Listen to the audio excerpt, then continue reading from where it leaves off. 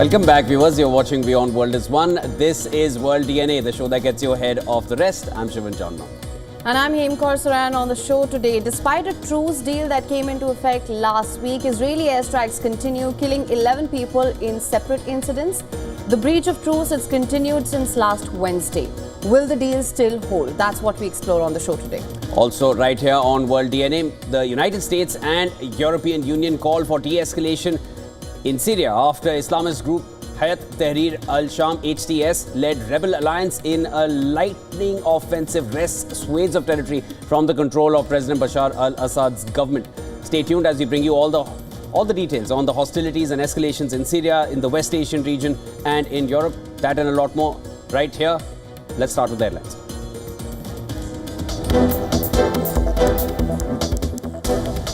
UN Security Council to hold emergency meeting on Syria today as nearly 50,000 people displaced after latest offensive by rebels.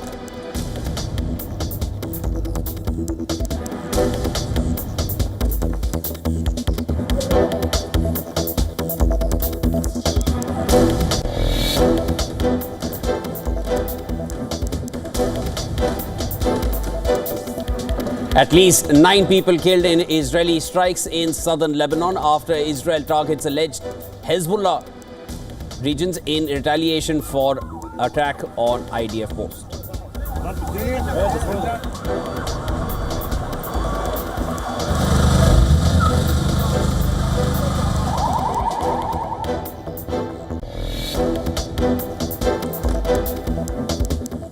Pro-European protests in Georgia continue for the fifth night. Police fired tear gas to try to disperse thousands of demonstrators in Tbilisi.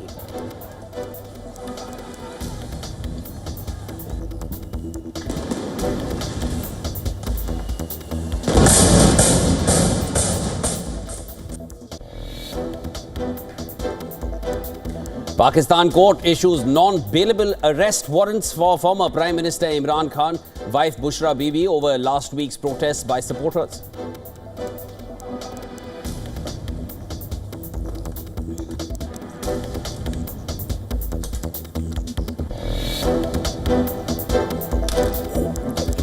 All schools, colleges closed in India's Puducherry due to heavy rainfall warnings as relief operations continue after Cyclone Fangle.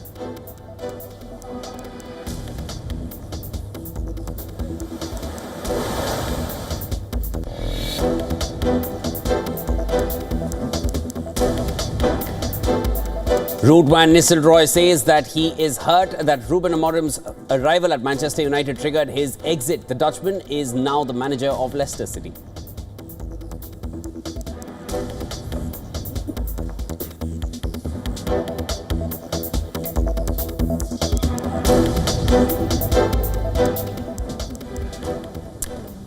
Our top story on World DNA this morning, the fragile truce in Lebanon is already under danger.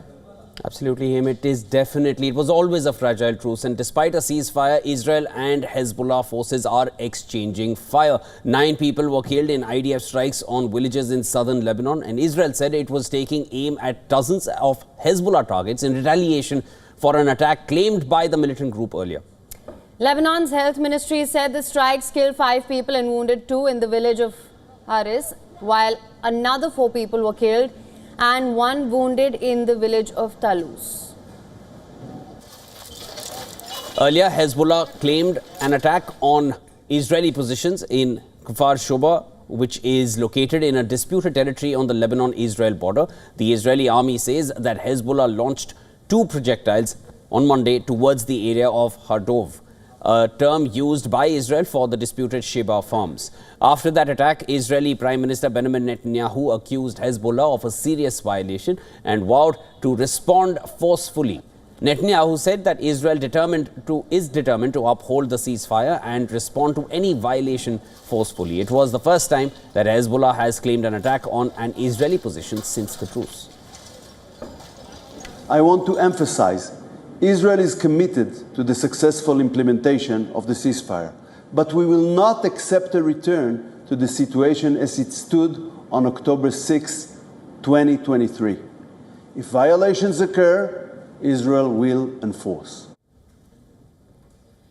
While the ceasefire has largely brought the fighting to a halt, Israel has launched strikes against targets it says were violating the truce. The fighting has escalated after Israel shifted its focus from Gaza to Lebanon in September to secure its northern border from Hezbollah attacks.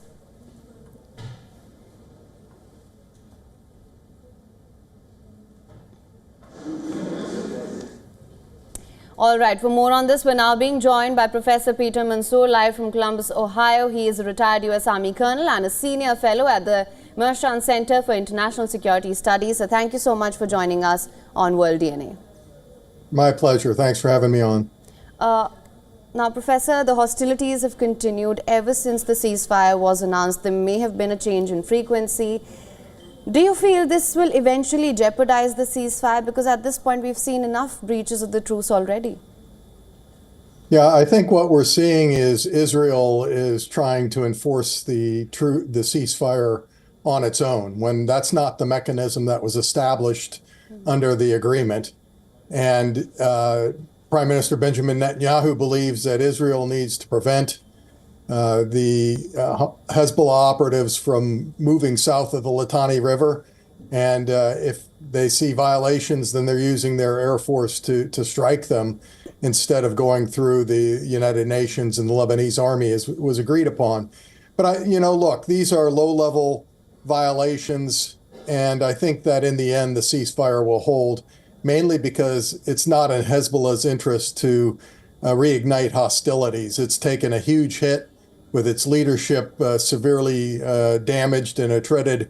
And in the end, it's up to Hezbollah to abide by the terms of the ceasefire to get out of this situation that it finds itself in. Professor, you mentioned low-level violations, but all it takes is a slight escalation in a matter which is like a bag full of sparks. And how do you envision this going forward? Because if it is not enforced from both sides, I mean, the terms of the truce are not abided by both sides. It's just a matter of time. Do you see it that way? Right, but in the end, Hezbollah can't continue the conflict and survive. And so in the end, it's going to have to give in and abide by the terms of the ceasefire, and that will stop the Israeli attacks. And then the UN peacekeepers and the Lebanese army will have a chance at actually establishing a cordon there in southern Lebanon. So I think there may be violations in the days to come, but I really see in the long term this armistice holding. Right, Professor, that being said, do you feel the major escalations that we're seeing in Syria can have any sort of a bearing on this front as well? Because we know that's when things started to go south there, around the same time that the ceasefire was announced between Israel and Hezbollah. And just to add to what Haim is saying, these kind of escalations we've not seen in Syria since almost 8 years. It's suddenly happened and around the same time. Do you see any kind of parallel there, as Haim is asking? Yeah, there is a connection there, but it's not exactly clear what the connection is. So there are lots of reports that HTS wanted to conduct this attack 6 weeks ago, and that Turkey told them not to. And it was only recently that Turkey greenlit the offensive. And so I think the fact that it's at the same time as the ceasefire in Lebanon is more coincidence than anything else. But there is a major impact, and that is that the Hezbollah operatives are not there in Syria to defend Bashar al-Assad's regime. And so you had a very successful offensive that retook the second largest city in Syria in a matter of days. And now those fighters are moving south towards Homs and, who knows, maybe eventually Damascus. So the fact that Hezbollah is tied up in Lebanon has really prevented it from supporting Bashar al-Assad and the Syrian army. Professor Peter Mansour, thank you so much for joining us here on World DNA. Pleasure speaking with you. There'll be lots more to discuss as tensions only seem to be escalating in the West Asian region, but hoping there is peace at the earliest. Thank you so much for joining us, sir.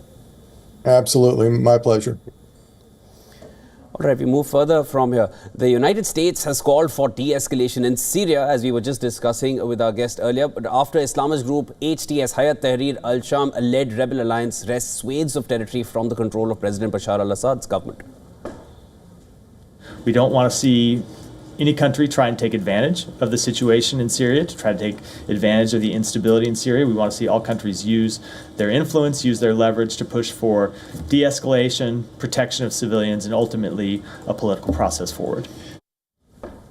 The European Union also called for all sides to de-escalate in Syria and condemned Russia for its airstrikes on densely populated areas. In joint air raids with the regime of President Bashar al-Assad against the rebel offensive, UN Secretary General Antonio Guterres said he was alarmed by the violence and called for an immediate halt to the fighting. Meanwhile, Iran's President Masoud Pezeshkian labelled the Syrian insurgents as terrorists, saying that they should not be allowed to restart war and bloodshed in the region.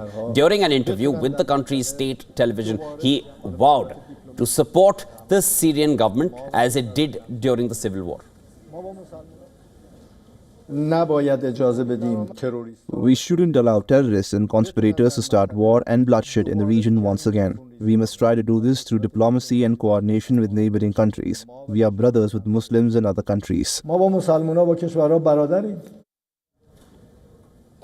Syria's defense ministry said its troops are clashing with the rebel fighters in northern Hama countryside, as footage showed insurgents pushing into Hama province in central Syria. According to Syrian Observatory for Human Rights, the violence in Syria has killed 514 people, mostly combatants, but also including 92 civilians. The alleged Turkey-backed rebel fighters took over the Al-Narab and Quiris military airports in Aleppo. The insurgents could be seen outside Aleppo International Airport, tearing up pictures of Syrian President Bashar al-Assad at the entrance of the airport.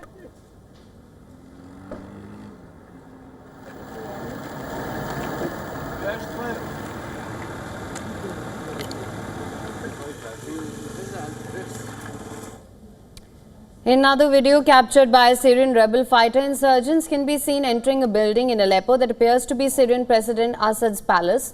The video, believed to be filmed on Sunday, shows insurgents exploring the bedrooms and the bathrooms.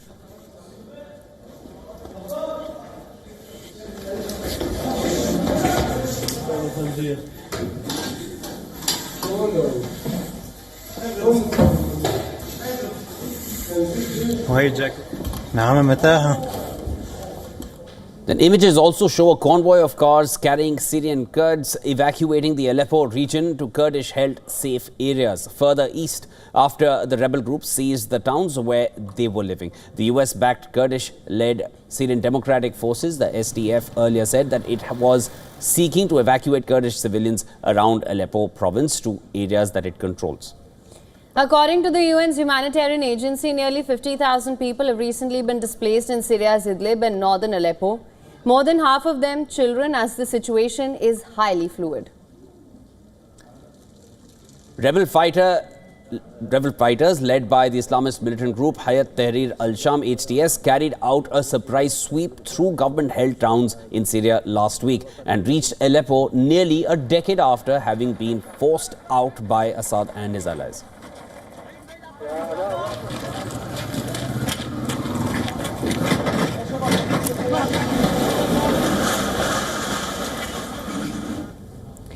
And Pakistan is in the grip of anti-state violence, according to data released by the Pakistan Institute for Conflict and Security Studies. Well, the country witnessed another month of harrowing violence. The November data collected by the institute shows that 245 individuals, including 68 security personnel and 50 civilians, lost their lives. The toll includes the killing of as many as 127 terrorists. The study reported a rise in militant activity, with 71 attacks recorded in November compared to 68 in October. Khyber Pakhtunkhwa remained the most affected province, experiencing 50 militant attacks that resulted in 71 deaths and 85 injuries. In the tribal district, 64 terrorists and 12 personnel were killed during operation by the security forces. The Kuram tribal district witnessed sectarian clashes between tribes with over 120 lives lost. Balochistan recorded 20 militant attacks resulting in 60 deaths, including 26 security forces personnel, 25 civilians and 9 militants.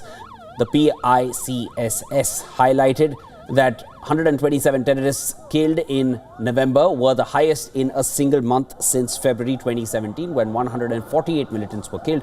However, security forces also suffered significant losses, with 68 personnel killed, the highest monthly toll since January of last year, when 114 security forces were killed.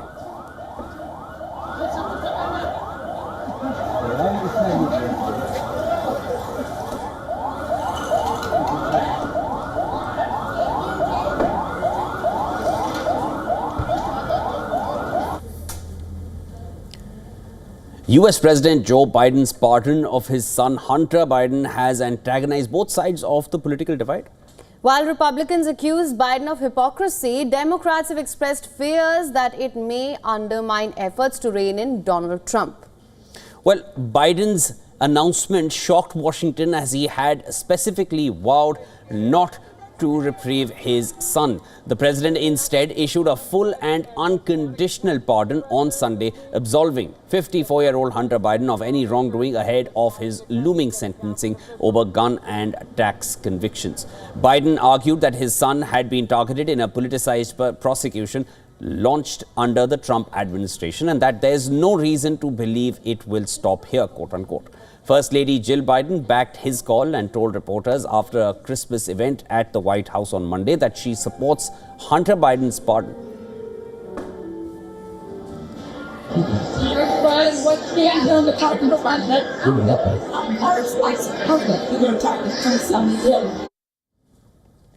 However, not everyone was so supportive. Democratic Colorado Governor Jared Polis said Biden's son had brought his legal woes on himself and accused the president of having put his family ahead of the country.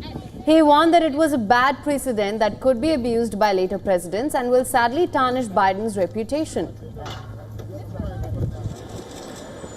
Glenn Ivey, a Democratic congressman in Maryland and an attorney, told CNN that Biden's decision was going to be used against Democrats when fighting the upcoming misuses from the Trump administration. Democrats are also worried that Trump would use Biden's action to justify pardoning rioters jailed after the January 6, 2021 assault on the US Capitol.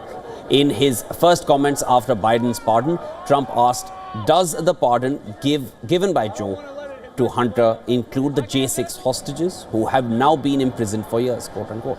Trump wielded the pardon power liberally in favor of convicts with whom he had personal relationships, including his daughter's father-in-law, Charles Kushner, his friend Roger Stone, and his 2016 campaign chairman, Paul Manafort.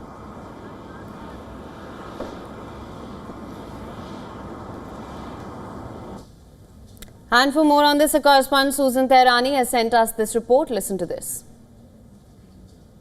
President Joe Biden's decision to pardon his son Hunter Biden has ignited quite a controversy, drawing criticism from both Republicans and Democrats. This decision, of course, contradicts Biden's earlier promise and assurance that he would not use his presidential powers to intervene in his son's legal matters. For example, Democratic Governor Jared Polis expressed his disappointment, saying, quote, "This sets a dangerous precedent and undermines the principle that no one is above the law," a term that President Biden had used many times. Similarly, Democratic Representative Greg Stanton also said that President Biden's decision to pardon his son is deeply troubling and raises questions about the integrity of our justice system.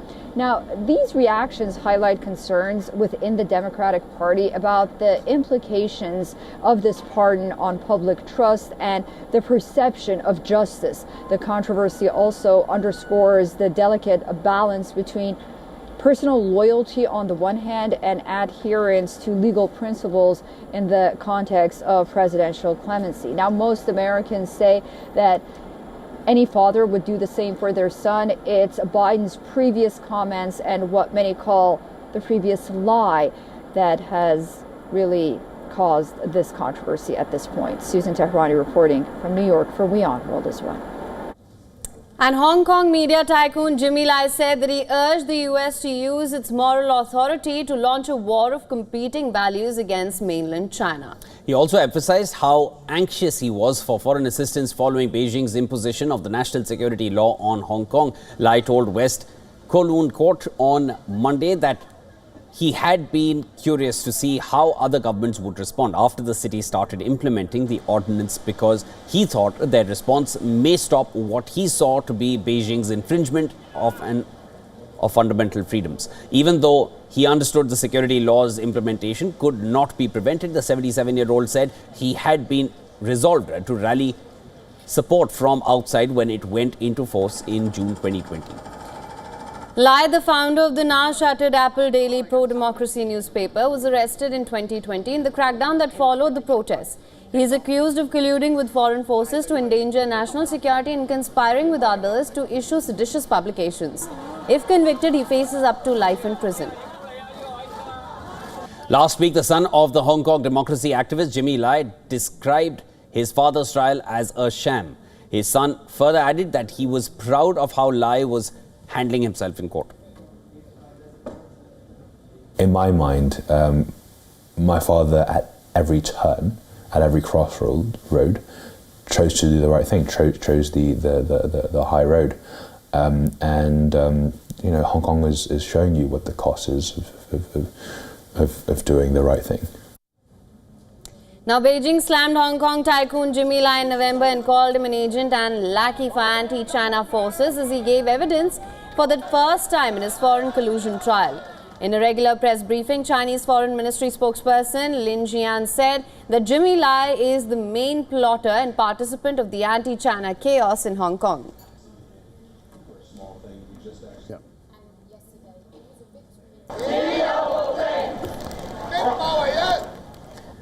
Pro-European Union protests in Georgia continue to intensify. Protesters took to the streets of Tbilisi for a fifth consecutive day. They're demanding fair elections. They've asserted their right to EU membership and democratic values.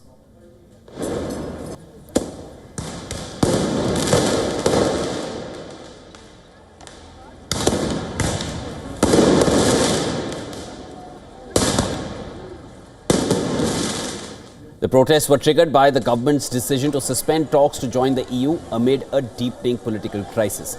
Police in the Georgian capital moved to disperse thousands of demonstrators again after over 220 people were detained during 4 previous nights of protests. Police used water cannons and tear gas to drive protesters away from the parliament building, where they have gathered each night since the ruling Georgian Dream Party's decision on Thursday.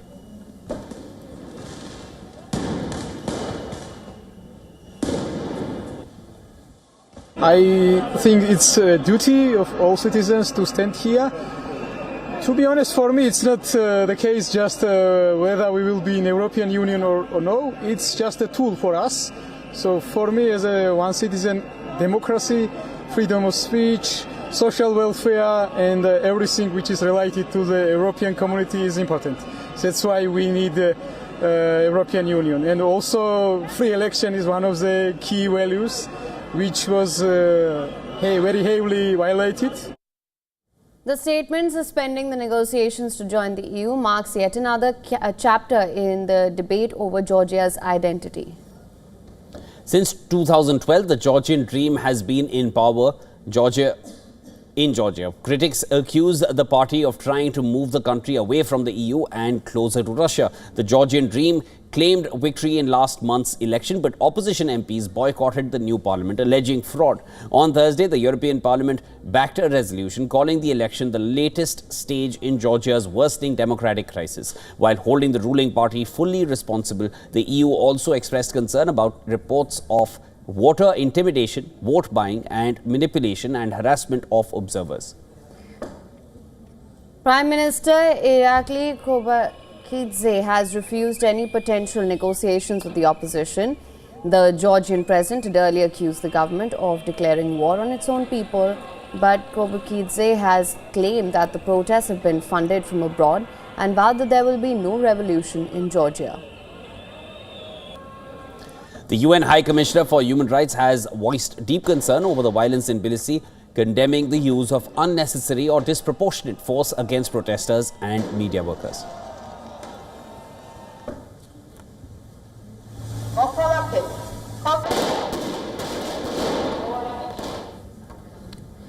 And with that, it's time now for a short break. We're leaving you with the roundup of all that's making headlines in the world of climate. Take a look.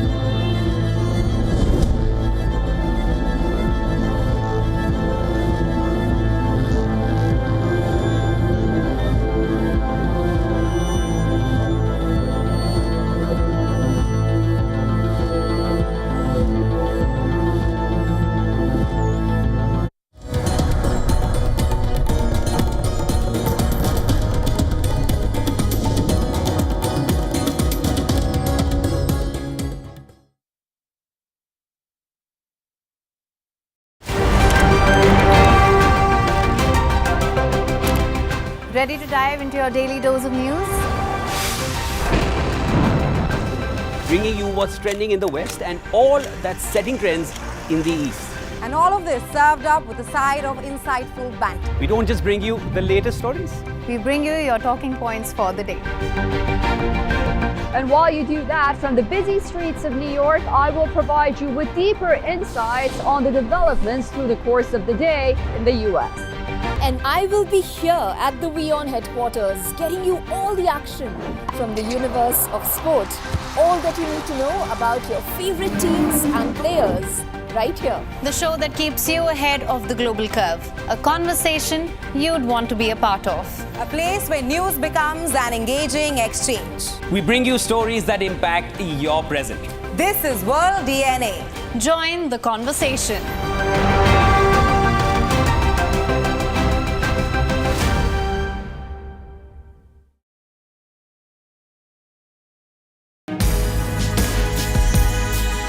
WION brings you a special business talk show where we bring forth the stories of business leaders. From breakthrough technologies to visionary leadership. We will unlock the trends, the tactics, and dive into the minds of the industry's most influential leaders. WION brings you this special series to uncover what drives them in a candid talk show, WION Business Masters.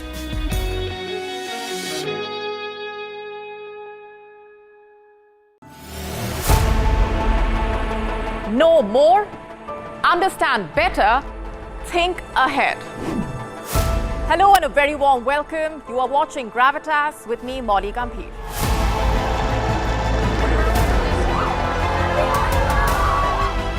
Get the facts, not the bombast. On the 26th of March, dynamic pricing, Baloch separatists, Gravitas cuts out the clutter. Gravitas keeps calm when others scream. Gravitas brings news to life.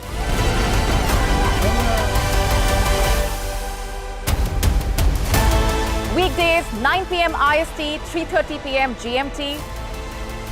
Gravitas. Seeing is believing.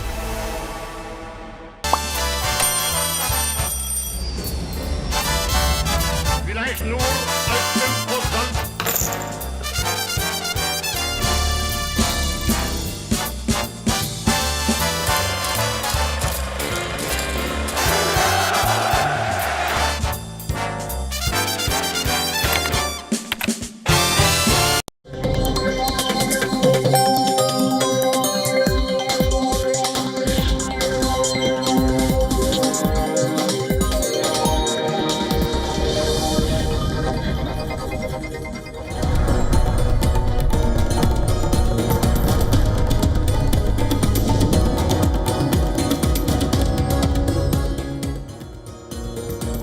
Welcome back to World DNA. Thank you so much for staying with us. Lots lined up for you on this side of the show. Let's get started with the headlines.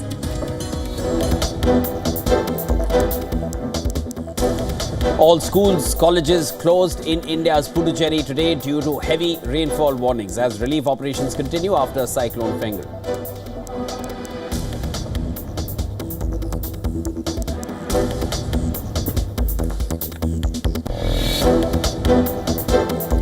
UN Security Council to hold emergency meeting in Syria today as nearly 50,000 people displaced and after latest offensive by the rebels.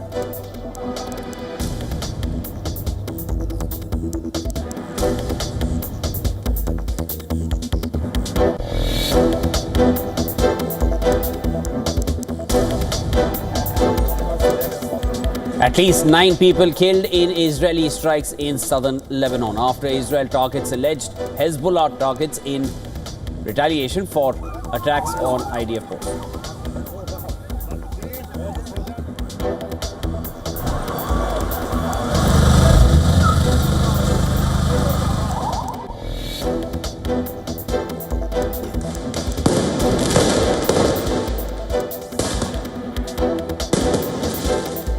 Pro-European protests in Georgia continue for the fifth night. Police fired tear gas to try to disperse thousands of demonstrators in Tbilisi.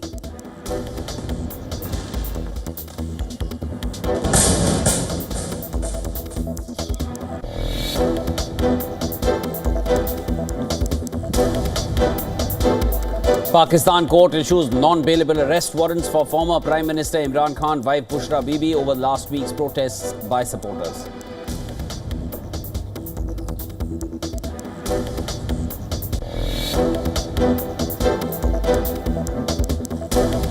Ruud van Nistelrooy says that he is hurt that Ruben Amorim's arrival at Manchester United triggered his exit. The Dutchman is now the manager of Leicester City.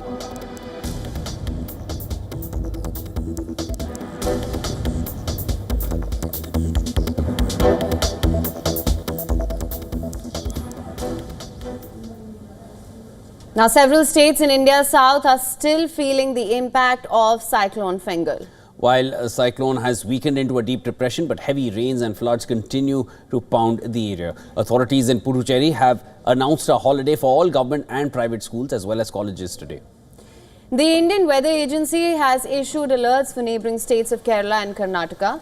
The IMD said that Bengaluru and other parts of Karnataka will continue to receive rainfall for the next 2 days. It has issued a red alert for extremely heavy rain in 5 districts of Kerala. Heavy rain have also been predicted in several districts of northern Tamil Nadu. On Monday, the Indian Army and NDRF conducted operations for the second consecutive day in the cyclone-hit Puducherry region, which has witnessed the heaviest rainfall in the last 30 years. The overflowing Chunambar River has led to flooding of low-lying areas in the Union Territory. Earlier in the day, the Indian Army rescued an infant stranded in a house submerged in the floodwaters in Puducherry. The rescue was done on an inflated boat. Meanwhile, northern Tamil Nadu is reeling under unprecedented flooding. Chief Minister M.K. Stalin inspected Cuddalore district and interacted with the affected people and distributed relief to them.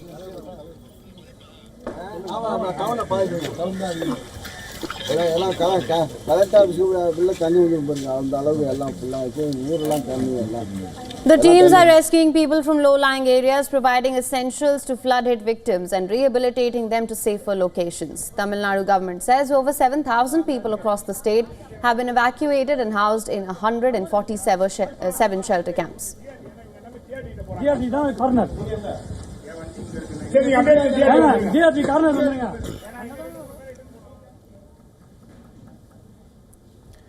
There's been a sudden and massive change in weather in Jammu and Kashmir. Temperatures have dropped sharply and Met Department is predicting a harsh winter ahead.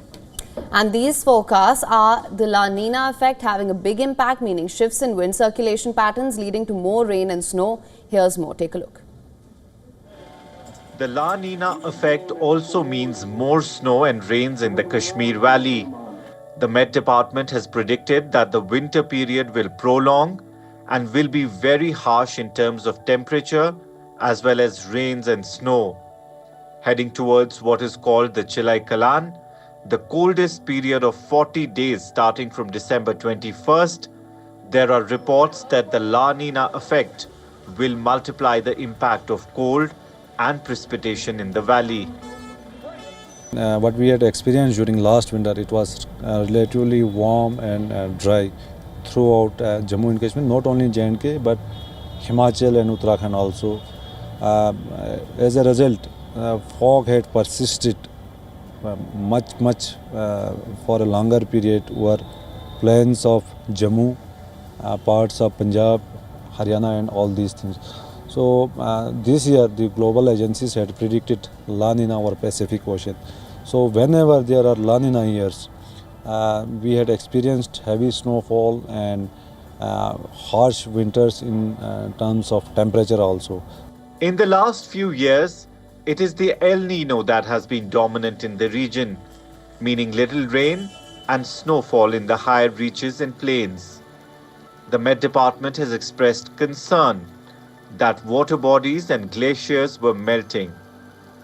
Experts say the change from El Nino to La Nina, which creates unpredictable weather conditions, is because of global warming.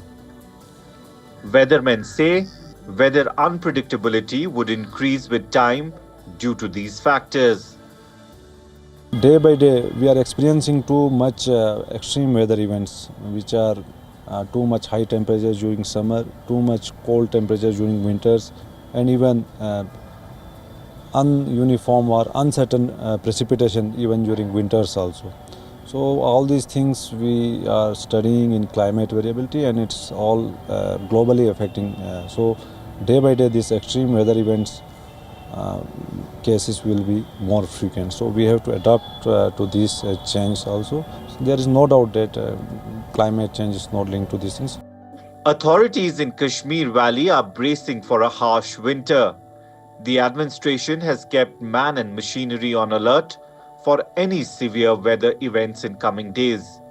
People are also being asked to prepare for winter extremes. Kashmir is bracing for a severe and harsh winter from the higher reaches of the Kashmir Valley to the plains of New Delhi.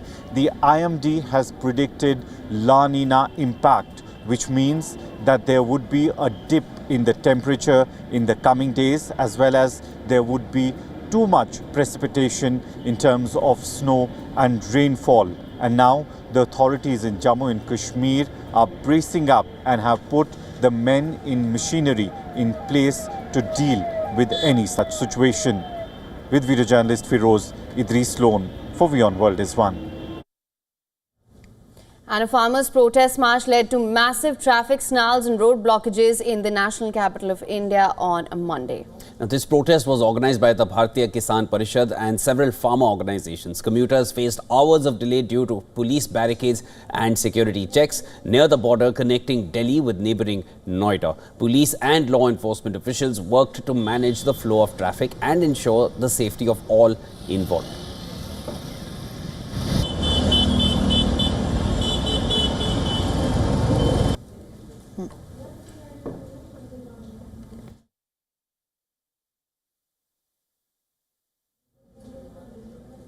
Prime Minister of Pakistan Shehbaz Sharif will embark on a two-day visit to Saudi Arabia. Shehbaz Sharif will be in Riyadh on invitation of Saudi Crown Prince Mohammed bin Salman to attend One Water Summit.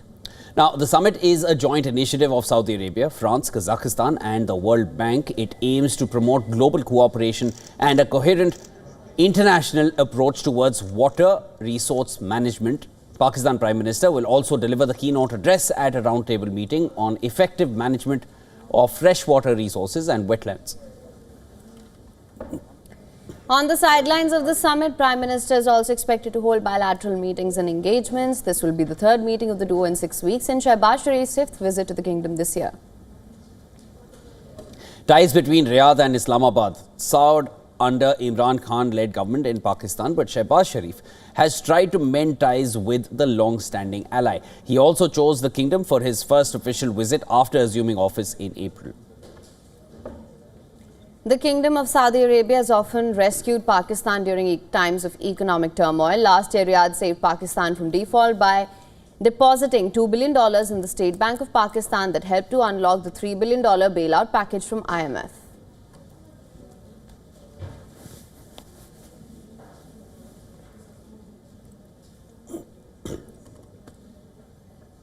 And diplomatic tensions between China and Lithuania are escalating. China strongly condemned Lithuania's decision to expel Chinese diplomats. And they've been expelled from its offices of the charge d'affaires, describing the move as gross and provocative. Chinese Foreign Ministry has criticized the decision by Lithuania's caretaker government and urged the country to respect the One China principle. Lin also noted that China is closely watching political developments in Lithuania as a new government is expected to take office soon.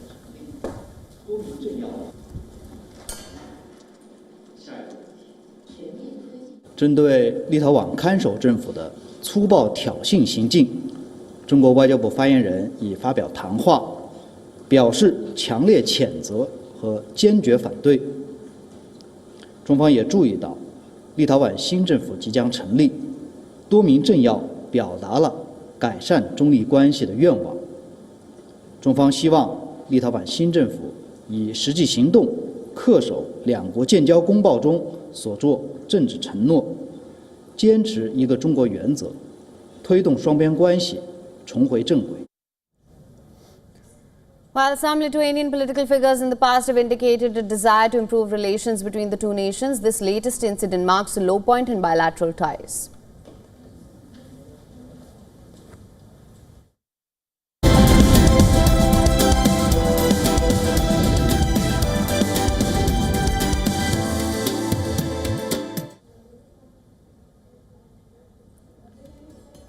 Workers at 9 Volkswagen plants across Germany have launched a 2-hour strike halting production at key sites like Wolfsburg, which employs 70,000 people. The protest stemmed from management's demand for a 10% wage cut and potential plant closures. We are here because we are angry. We are here because Volkswagen has escalated the situation and has not yet been willing to seek a compromise. Here are my colleagues from Volkswagen and they are pissed off.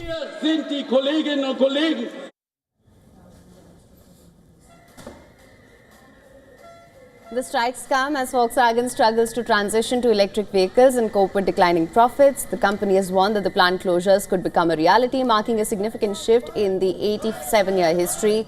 The labour dispute in Volkswagen intensified after an agreement preventing strikes ended on Saturday, allowing the IG Metal Union to mobilize workers.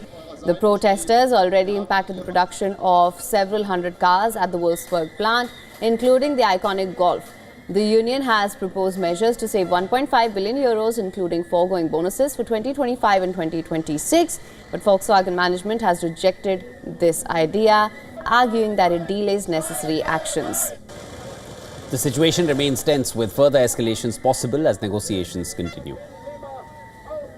It is important to send out this signal today because first and foremost, of course, it is about our workforce, our plant, our work, and of course also more broadly about Germany as a site. Volkswagen's ongoing labour conflict is being fueled by frustrations over management decisions, including the diesel emissions scandal and a lag in innovation compared to competitors in China. Workers argue that they are being unfairly penalised for executive missteps as union representatives demand sacrifices from the company's major shareholders. The fourth round of wage talks is set for the 9th of December, with both sides warning that failure to reach an agreement could lead to more frequent and extended strikes, further disrupting production and financial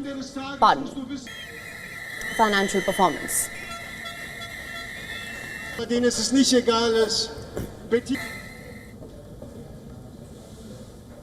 Now, Intel is undergoing a major leadership change as CEO Pat Ginsler steps down less than 4 years after taking charge. His tenure, marked by an ambitious $20 billion investment in new factories and a push to regain Intel's manufacturing edge, faced significant challenges. Intel, which once dominated the semiconductor industry, now has a market value over 30 times smaller than Nvidia. The company's stock has lost more than 60% under Gelsinger, with shares dropping over 50% this year alone. As Gelsinger exits, CFO David Zinsner and senior executive Michelle Johnston will serve as interim co-CEOs while Intel's board initiates a search for a permanent replacement. Intel embarked on a costly turnaround plan, and this included expanding its workforce to 132,000 employees.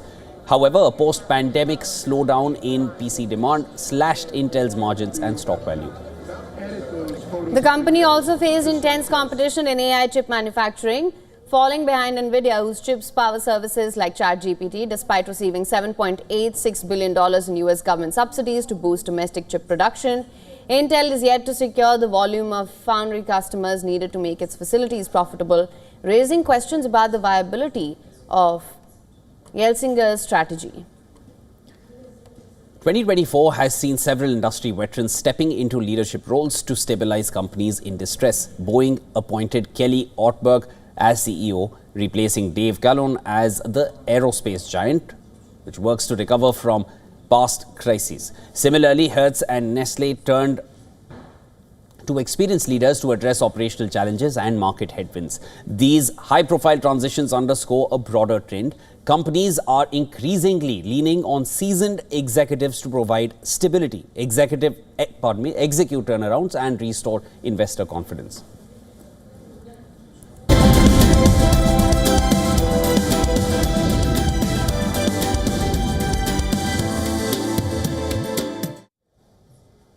All right, next up in sports, 7 Manchester City players are among 11 Premier League stars nominated for the 2024 Fifth Pro Team of the Year. The players are goalkeeper Edison, Ruben Dias, Kyle Walker, Rodri, Kevin De Bruyne, Phil Foden and Erling Haaland. Argentina's Emiliano Martinez and Cole Palmer have also been nominated, but there is no place for Liverpool's Mohamed Salah. Inter Miami's Lionel Messi and Al Nassr's Cristiano Ronaldo are the only 2 players from outside Europe in the list. Messi's 18th nomination extends his record as the most nominated player in history, with Ronaldo close behind on 16.